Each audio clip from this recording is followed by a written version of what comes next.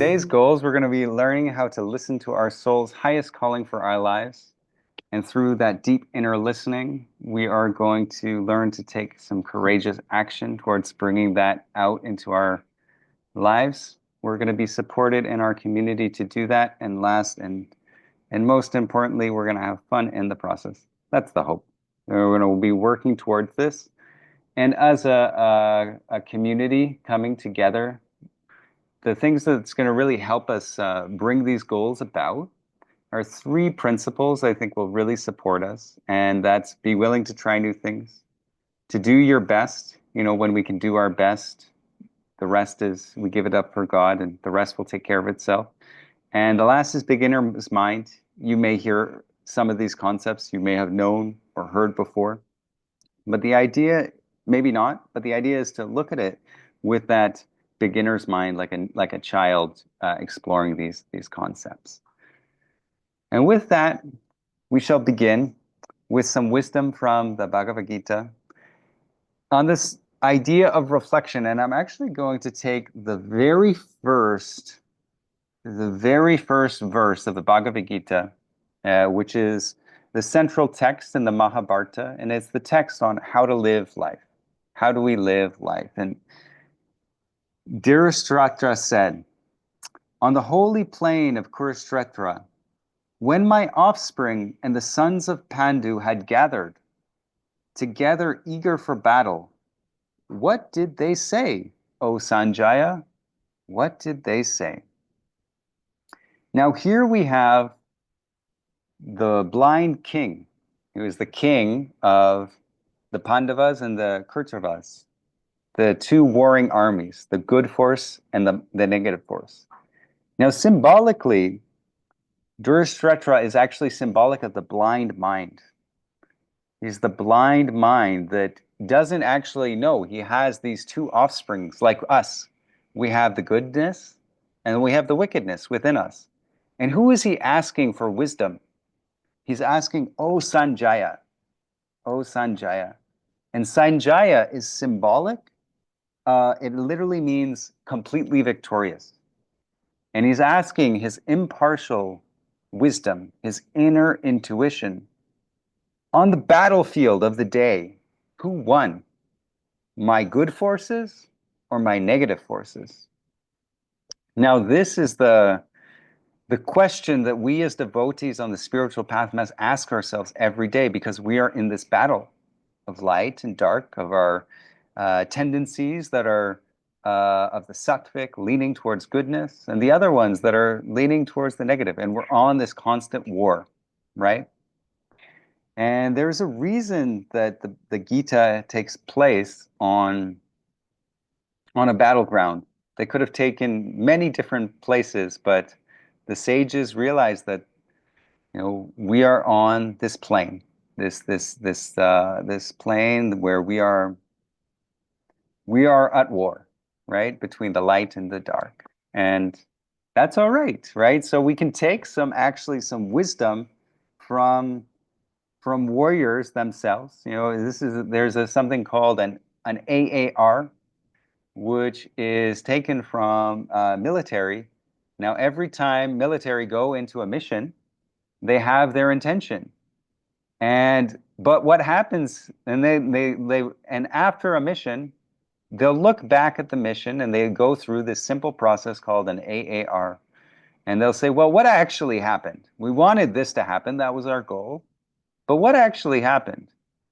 And then with that wisdom, they ask themselves, well, what can we learn from it? And then they lead that into their next battle with more wisdom. Now, the same is true with our own lives, right? We have an intention. We have an intention to do something in a year. You know, we're actually looking over the end of the year. What did we do everything we intended to do? You know, we have intentions on our spiritual path. We want to be kind. We want to be just. We want to be loving. But we were a little tired. What actually happened? Oh no, I missed the mark. Well, what can I learn from that? And then we can go forward and create a better plan. So this is a process that as devotees on the path, we can uh, kind of bring into our practice on a daily basis. And literally, it's a spiritual tool to use after meditation and to actually look, well, how did I do on this day? And we can have a mental diary of ourselves of what's actually going on.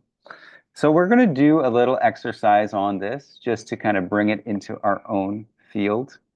And we are going to reflect. Now, I want us, you have two options. You can either reflect on your day today. Some of you might just be starting your day. So depending on where you are, me, it's the very end. So we can do your week, so think of your week. What went well this week? What was your intention? What was your mission this week? What went well? What could be improved on? And what are the key lessons learned? And then come up with your next steps. So with a pen, if you have one, and a journal, I invite you to kind of work with these and if you don't have a pen, that's okay. You can use a mental diary as well. And we will just take about 5 minutes for this. And I see some folks running away, so I'm just waiting on my time before I actually start timing us. All right. So we'll take 5 minutes just to reflect, connecting in with your own inner Sanjaya, your own inner victorious nature.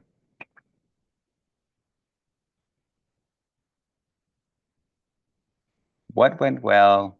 What could be improved? And what are some of the key lessons learned? What didn't go well? What went well is that it went smoothly. And the past 2 years after preparing this event, I had been stomachache, all that, and nothing this year. So that, and I feel happy about it, and I am waiting for the event. So that what went well is that it was positive. And then what to be improved, we just had volunteers. And so someone mentioned you should get, we have a reception, you should get some for some gluten-free stuff, less for the kids and all that. So what went well is that I was able to hear that and not feel guilty about this remark. And I say, okay, for next year, we will think that way. So that's the thing to be improved. It was proposed by someone else, but I was happy to not react and feel guilty about what I got this year. But so voila.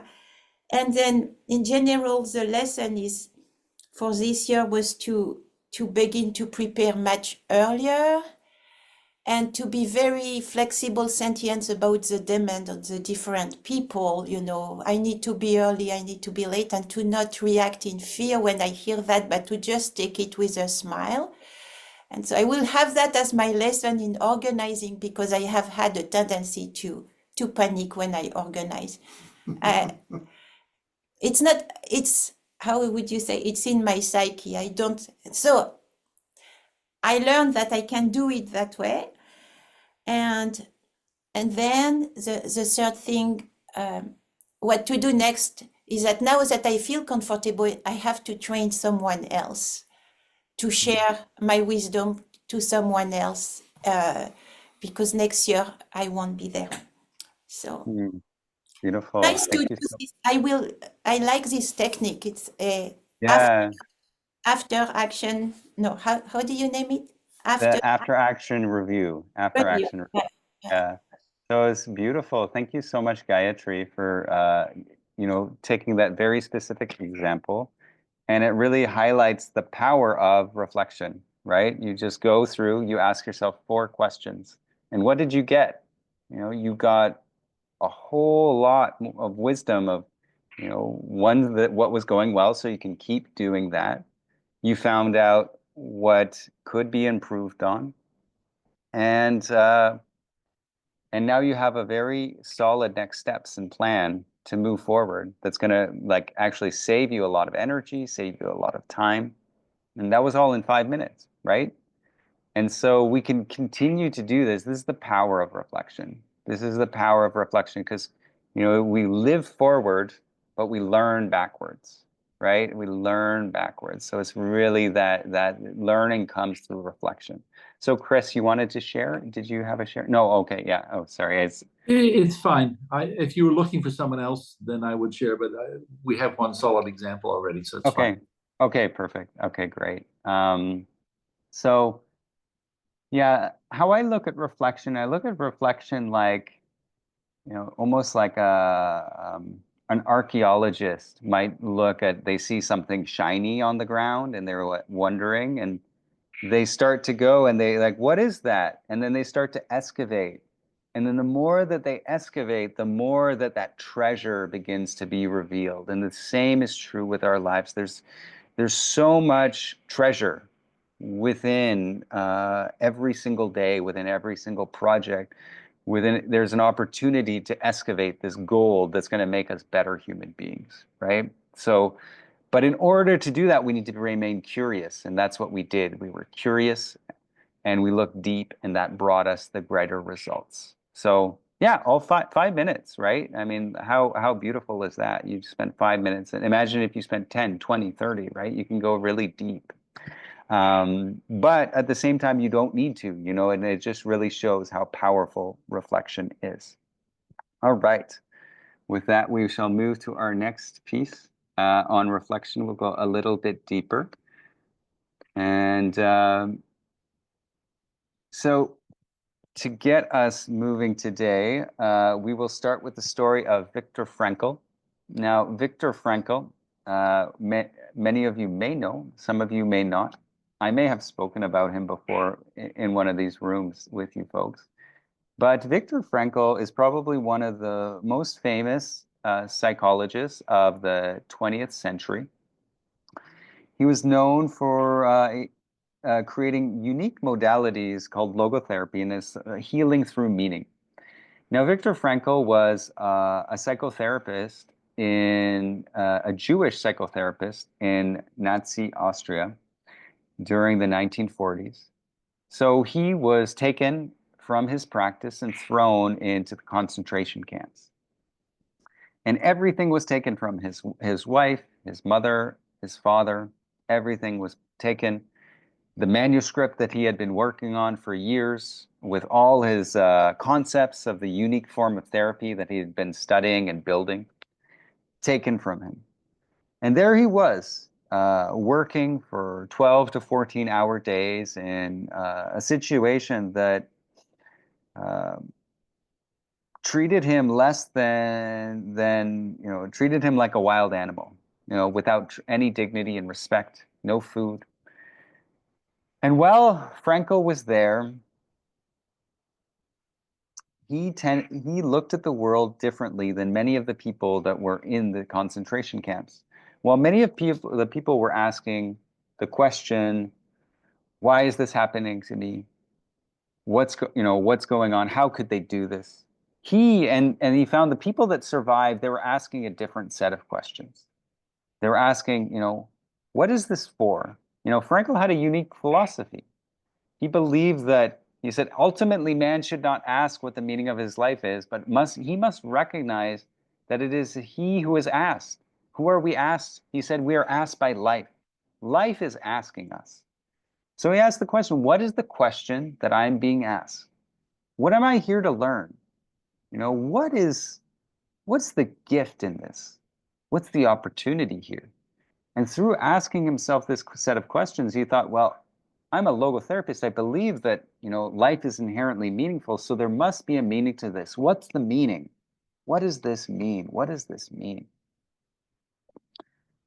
Now, with those questions, he got a whole lot different results than the people that were asking the question, well, why is this happening? The questions inspired him to actually turn out and see, well, this is an opportunity to express human goodness. This is an opportunity to express greatness. And he went in and he started practicing logotherapy in the concentration camp. He started using these unique methods with all the people there. And he thought, well, if there's no better place to do this, and than this concentration camp. And he started inspiring the people around him. He started, even the guards were inspired by his example.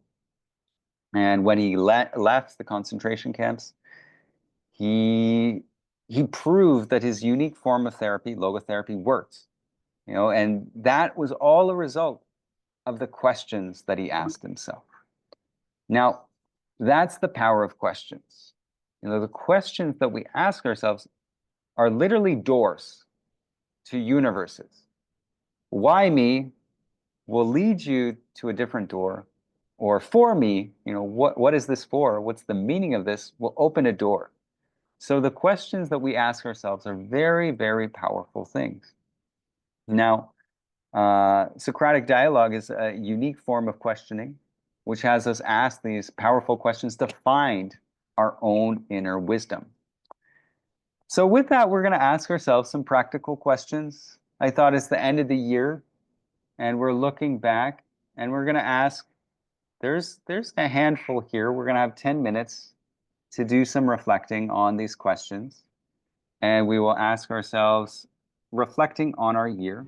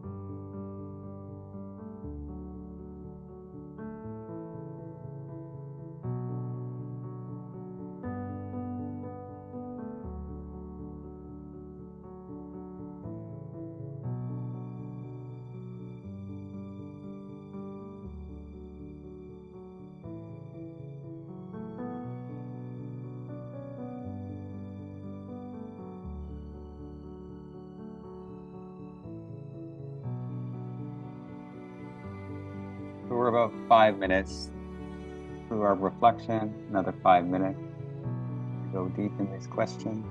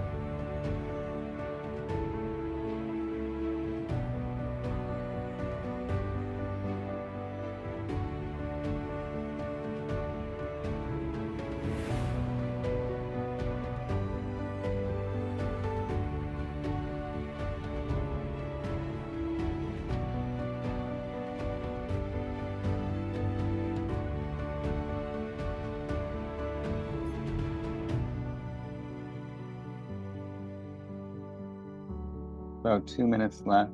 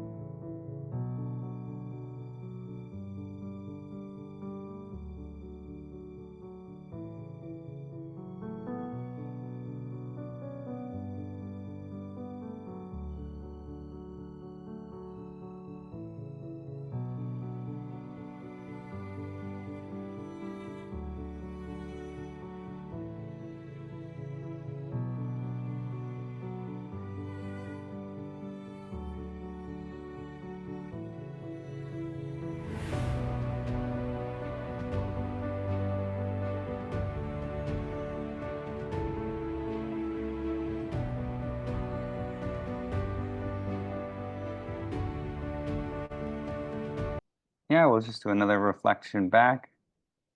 Any insights as you asked yourself these questions on You Revealed? What was the process like? You can go into the specifics, or you can just share, yeah, what the process was like. You know, if you found it helpful to ask yourself these questions. This was a very useful exercise, but I'm confronting one thing in my life, which I think a lot of people are confronting. I tend to be very busy and very reactive, and I'm dealing with one thing after another, short-term deadlines. Most of my medium range and long-term deadlines have been ignored. Mm, So mhm, this got me to thinking about, okay, how can I build those longer-term goals? What do I want next year, not next Tuesday?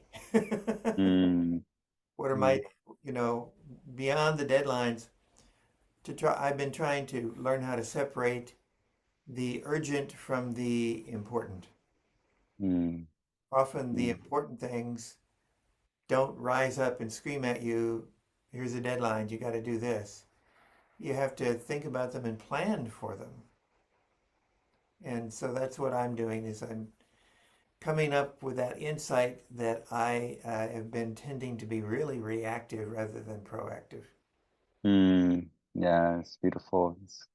These words right from leadership expert Stephen Covey right there. And it's we have the fires that need our attention, and then the other things that are urgent and not important, which are the phone call that's just ringing, or the text message that buzzes us, and all of a sudden it hits us, and we're saying, "Oh, I have to answer it right now." But then a lot of those really important goals, as you said, we have to plan for them. We have to take time. And that's really what reflection is doing, is it's taking ourselves off of it. We'll go back to the battlefield. We step off the battlefield and we're sitting, okay, well, how do I want to face the battle next year? Right? How do I want to fare? What are those really important things that really matter to me? And if we don't take time to plan, then it'll just take us by the storm, right? But we have to be proactive, as you say, Yosemite. How do we encourage ourselves? How do we nurture our ability to concentrate? Hmm. You know, Well, there's lots of books out there, lots of analysis. We're in short-term reaction mode as a whole society. How do we pull back and say, okay, let's plan for this longer term goal? How do I hmm, get there? What's step 15 of 250 steps? hmm. Well, you know, I would highly recommend one, planning for it, and but like creating a system of renewal and review.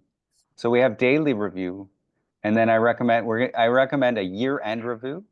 So, and we're here, and one of the things I'll offer all the folks here is I have like a year-end review to kind of just this in much deeper detail, and I highly recommend everyone go through a year-end review just to really get clear. Okay, well, in my relationship, maybe, business or work was great, but my relationships were poor. So just to go deeper into all these little pieces are really, really important.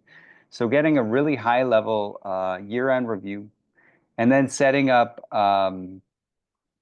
like quarterly reviews as well as a weekly review, right? Like a weekly, at the end of every week, you have your goals, like, okay, and then at the end of every week, maybe it's a week of reflection, a week of prayer after your for me, after I have a big meditation every Sunday. After that, I go in my weekly review, right? And I just go deep, and then I look at the goals, spiritual goals, family goals, and all that, and you can go really deep into those based on your yearly goals, right? So then because if the daily planning is great, but then you're only going to look at fires if you do daily planning. But weekly planning gives you kind of a bigger step back to do that. So that's what I recommend. Um, Others might have other, yeah, go, Doris. Love to hear you share. I really enjoyed the question of what habits and behaviors serve me well. I have a goal that I've made very clear in my head about finishing a memoir. I've been able to do so many interesting things, and I don't work on it very often. And I think possibly what would make a huge difference for me is to have a journal where I'm reflecting and I'm actually doing a better job of what I do. I let myself drift quite a bit, and I let myself, I'm 76, so kind of goes with the territory. But I think I could become much more intentional. So I really appreciate what you're sharing with us. It's helping.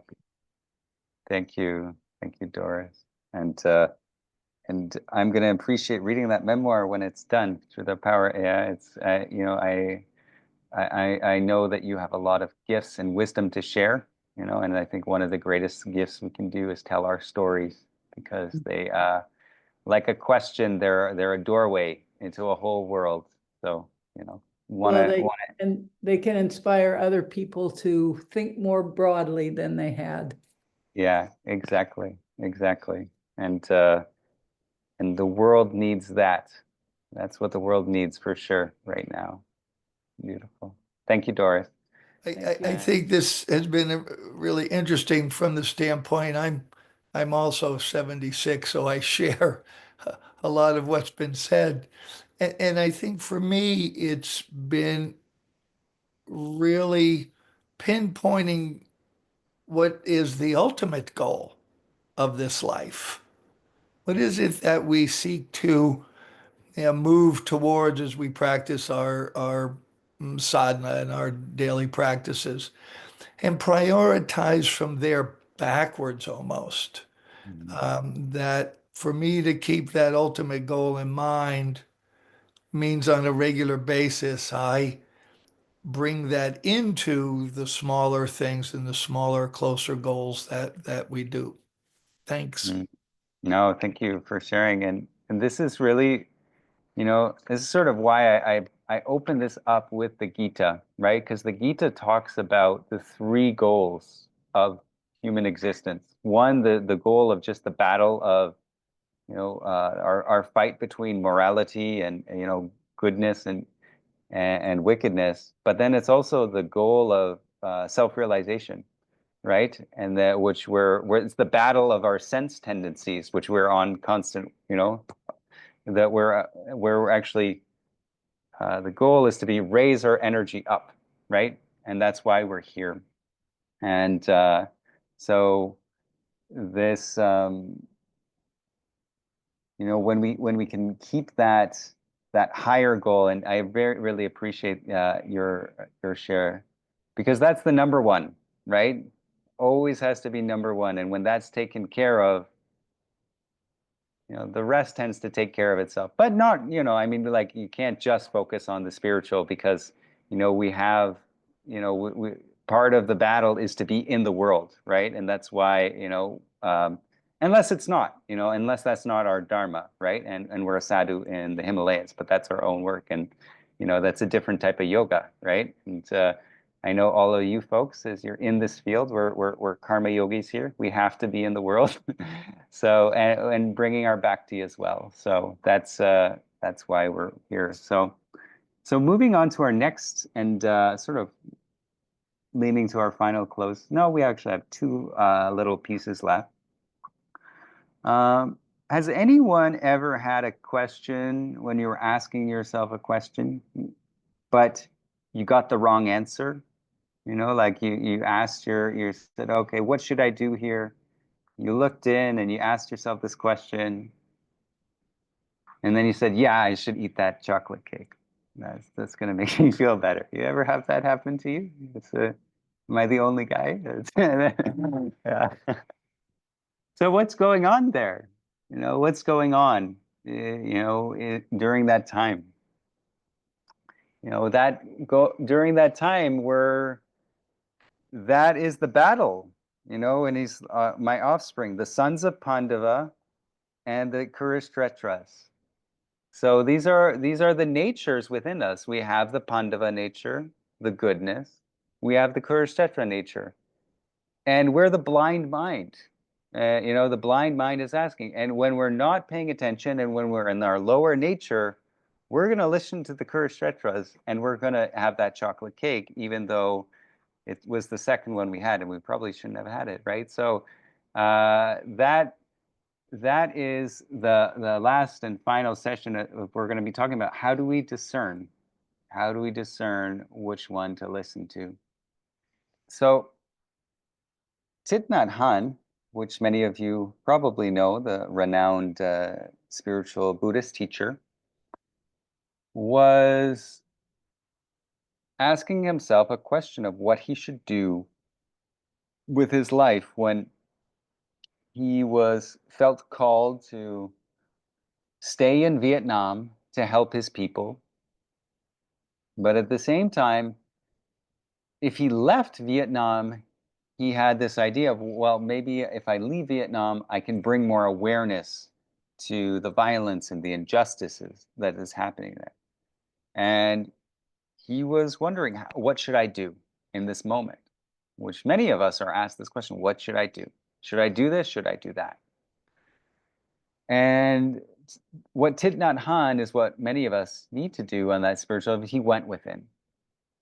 He went within and he leaned on his mindfulness practice. He leaned on his meditation practice, and he leaned in his walking meditation, in his sitting meditation, and he went really, really deep. And with that, he came to the awareness. He connected with his Sanjaya, his victorious self, that impartial reason, and that gave him the wisdom to leave, to go. And then he went to France, and because of that, he was able to bring awareness and actually bring the awareness of mindfulness and Buddhism to the world. So that's the wisdom within.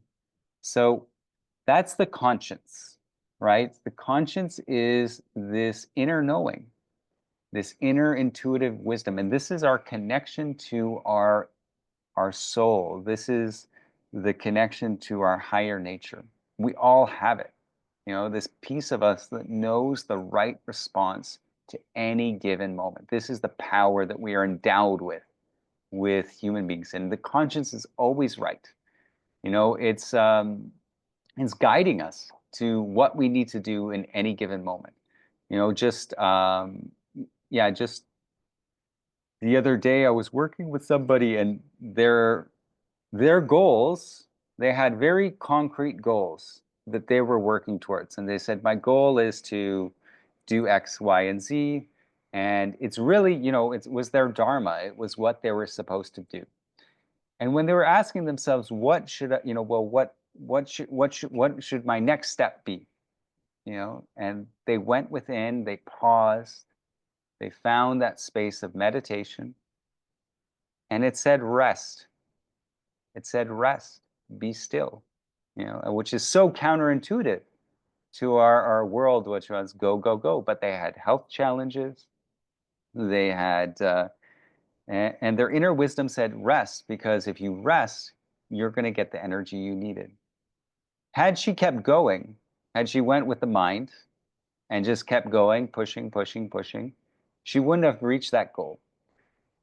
Or she may have taken a lot longer. And when we tune our will, when we tune our wisdom to conscience, it makes success a lot quicker, because we're tuning it to this, it's God's mind. Our mind is tuned with God's mind. And that's what the conscience is, right? And as I said, the radio, Viktor Frankl, he talked about the conscience as well. And he said that the conscience is like an antenna, or that picks up the meaning of the moment. It picks up, what we're supposed to do. But like radio waves, if we're getting wrong signals, like eat that chocolate cake, there's the conscience isn't wrong, right? It's just us, we're not tuned to the right frequency. So how do we tune ourselves? How do we tune ourselves?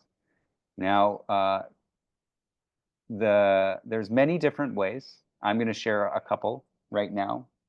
But journaling, journaling, as Dayabati is talking about this habit of journaling. What do you do when you journal? You're taking a moment, you're asking yourself some powerful questions. You're taking a step back and you're pulling yourself from the world. And the more that you journal, the stronger, the greater awareness you're going to get. And the greater awareness you're going to get, you're going to make better choices in the future, and your conscience will be guided on a better way. The power of meditation, everyone here knows, that when you tune in with that wisdom of meditation, and really, you can only hear the conscience through a quiet mind, and meditation helps us get to that quietness. If you may have heard the old metaphor of this is reality this is the mind, right? It's unclear, but through meditation you can see clearly. Nature is another way to really just, if you have an important decision to make, tuning in with nature is helpful because nature is still, so it helps you become still. Reading the wisdom literature, this topic was based on the wisdom literature, right?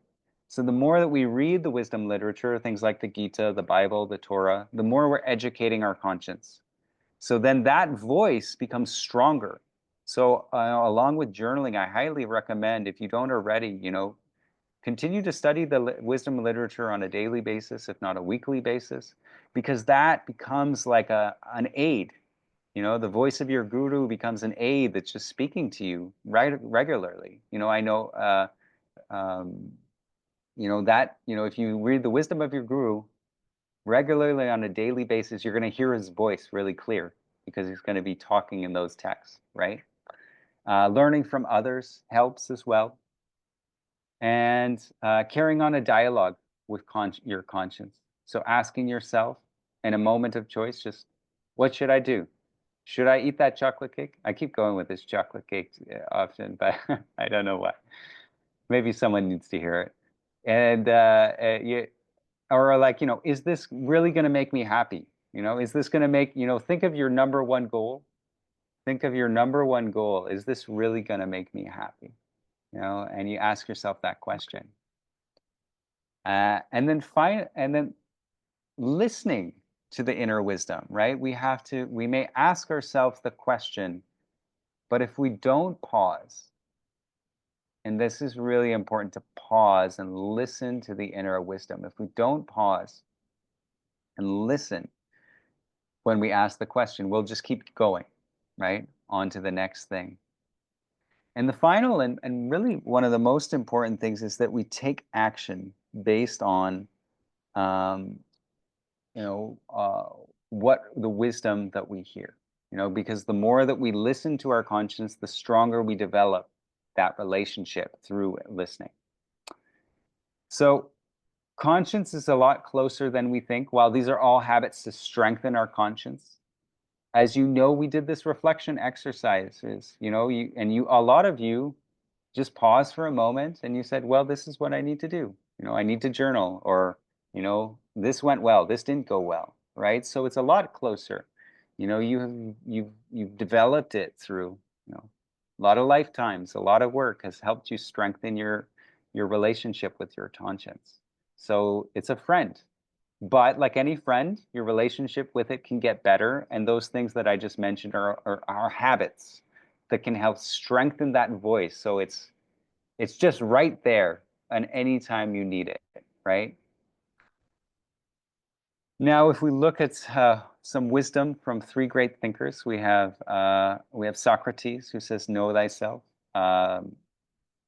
We have Eckhart Tolle, and we have Thich Nhat Hanh.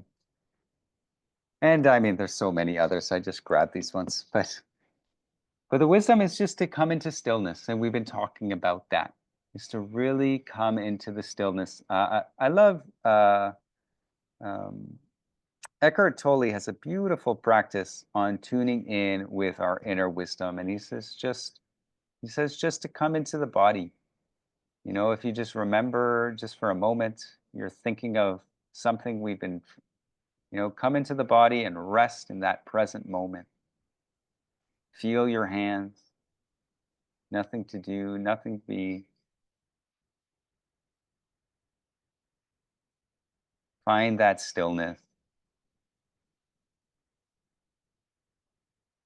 And that's where the stillness lives. And any time you're going to go into, ask yourself, maybe it's a creative task that you need to do if you're finding a challenge in your work, coming back into the body on a regular basis to come into that stillness that you've cultivated through meditation. Because the mind is a beautiful tool, right? It's a beautiful tool, but a lot in our modern world, we tend to just run in it.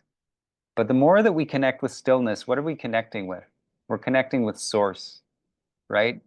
So when we, having this habit of going in and out of the body, I recommend putting your attention on your third eye. Is the seat of concentration, the soul, and it's an energy center. And it'll bring you to that higher wisdom, because where you put your eyes, where you direct your eyes are actually where your consciousness goes. And if you can go in and raise your consciousness to the point between the third eye when you're having a creative problem, you're going to be tuning into that higher wisdom. Because there is God within. There is God within us, right? If we look at, the battle of the Bhagavad Gita, everything is symbolic. Arjuna is symbolic of the will center, of the third chakra. He was the man that dominated the world. He was the center of will. But with his will, where are you going to use your will? He's looking upwards, and he's looking up into his higher self. Krishna is the higher self, and Arjuna is within all of us, is in our third chakra, and Krishna is in all of us, and he's in our crown, right here at the point between our eyebrows. Connect to the God within. So in those moments of choice, finding that stillness, going within and going to the Christ center is really where you can really help you make those really important decisions. So with that, we are going to practice. We are going to go into a little bit of somatic exercise. And you're going to think of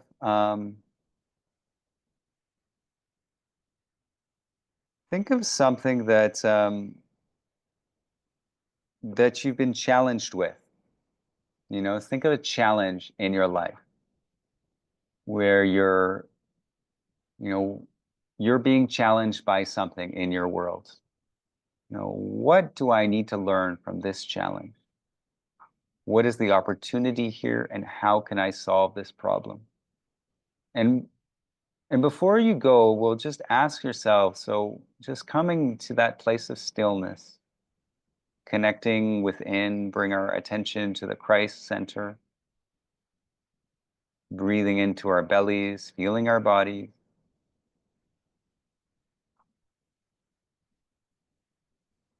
Tuning in inside to the God within.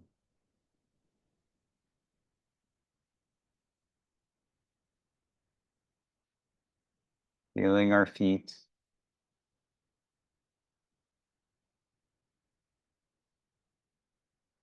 Feeling peace. And from this peaceful situation, ask yourself these questions. What do I need to learn from this situation?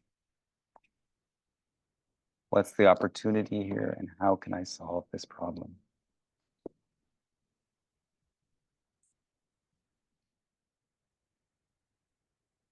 So we will pause that reflection for now, knowing you can continue to go deeper on this and keep going back into that that practice and that process. But we'll just take a little share together as a whole before we do our final close. What was that process like for you? what was, did you, yeah, just what was that process like for you?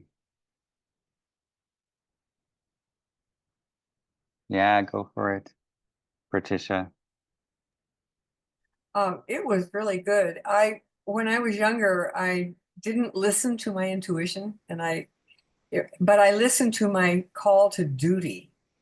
And that, but it wasn't the right choice, I think, because I did not listen to what I really should have done in order to be fulfilled. And I spent a year in a college that I chose to go to because I had an offer to have a job and to have it be free, tuition and everything. And I chose that so that my parents wouldn't have to support me. But it was a bad choice because it really went against what I thought I should do, which was to stay at the school that I was in. And so I've always thought that was it was a bad signal, I think, and I went the wrong way. And of course you learn no matter what you choose to do. And I learned a lot, but I also got kind of cynical. And so today, this was great because I had an issue that I was thinking about, and the answer came. The answers to all three questions came to me. So I really appreciate this. It's been wonderful. Yeah, Beautiful. Really good process that you've given us to do. And yeah. one of my goals was to reflect this year, and to do the kinds of reflections you're talking about regularly. Yeah. So I'm going to do that because it's so valuable. Thank you. Thank you. Thank you for sharing, Patricia. You highlighted some very beautiful points in your reflection to us. And one is, yeah, that distinction between duty of what we think is right and what the soul knows, right? Because there is duty, and sometimes that is right. That is a good guiding principle. But the ultimate judge in the end is our conscience, right? Because if we look at some people are put into unrighteous war, and maybe the duty is to go into battle, right? That's what their government tells them to do, but is it the right thing to do? The conscience knows, right? The inner wisdom within us. And so thank you for sharing. So I'm looking at our time, and we had one final thing that I wanted to lead us into, but I think it'll be homework for everyone as we moving forward. And that the final thought that I want to leave us with is, well, I'll leave you with a story. And years ago, I really, I had this desire to garden. I really wanted to garden. I had wanted to do it for years, and then it didn't happen. I wanted to do it again, and it didn't happen. And then eventually, COVID happened, and then I kind of like everyone started gardening, right? And I started gardening, right? And I started going out there, and at first I said, I'm just going to garden for 5 minutes a day, no matter what, even if I don't feel like it, and you can't really do anything in 5 minutes if you want to garden. Like you can't even water, right? Like I had so much, but I said, no matter what, I'm going to do it for 5 minutes a day. And even on the hardest of days, when I didn't want to do it, I would go and I'd go for 5 minutes a day. Because you can do 5 minutes, right? Anyone can do 5 minutes. And there was only like 3 times I did 5 minutes, but the rest I spent like an hour or something. I just got myself started, right? So I tell this story for two reasons. The first reason is I got a beautiful garden from going out and planting seeds. And that garden fed me a lot. I barely needed to buy groceries. Like I just had so much food. And that was the gift of taking action. And the thing is, what you just wrote about, you hear the voice of conscience. A lot of you got a lot of great insights. Those will just be seeds unless you go and listen to your conscience and plant it. Dormant potential. But the action, the effort required, like that's what's going to bring that garden to be, right? And second reason, take 5 minutes. Take 5 minutes. Just give yourself 5 minutes. If we want to reflect, take 5 minutes to do it every day. If it's whatever goal you want to do, just take 5 minutes. Give yourself that gift, right? Yes, I will send that to you. I will send. I don't have it on hand right now, but I'll send it to you. All the year-end reflection with I'll give you some other resources to play with, and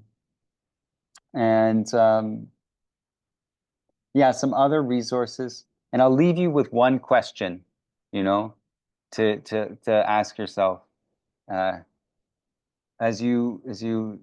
do you want to do? What is your goal? What are you trying?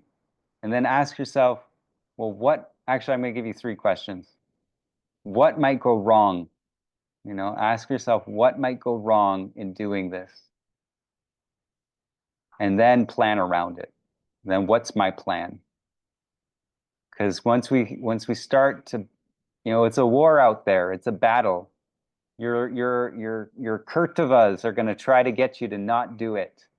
It's going to try to hold you down, but your soul nature, your Pandava army within you, is gonna plan around that. And with that, my beautiful sacred warriors, as we go off into the spiritual battle of life, I so appreciate you for taking this time to reflect with me, and I know that good things will come from whatever that inner wisdom you brought out today. So thank you very much. Yeah.